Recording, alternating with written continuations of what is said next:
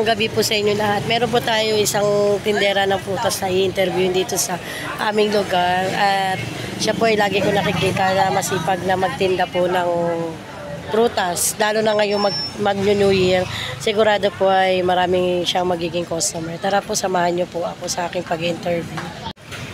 Ay, Ate Juby, magandang gabi po sa inyong pagtitinda. Kamusta po? Mabuti naman.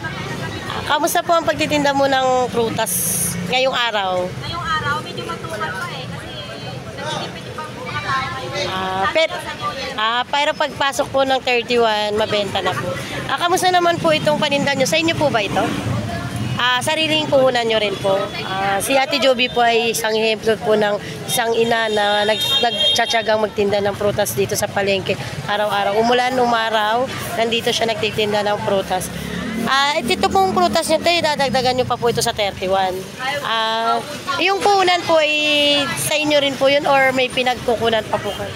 Sarili po. So ginagawang rolling lang po.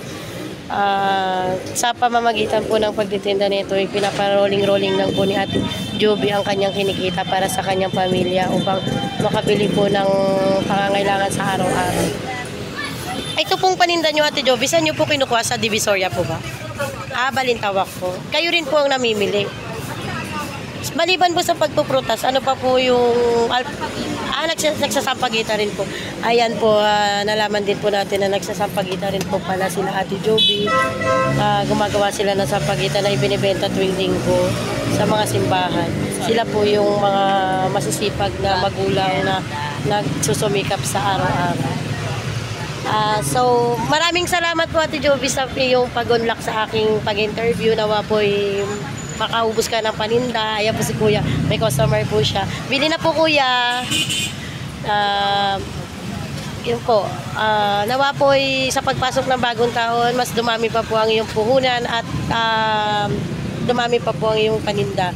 Lalo na sa pagsasampagita mo ate. Saludo po ako sa iyo dahil bilang isang nanay at isang tindera, nagagampanan mo po lahat-lahat ng tungkulin sa iyong mga pamilya. Maraming salamat po. Ingat po. God bless po.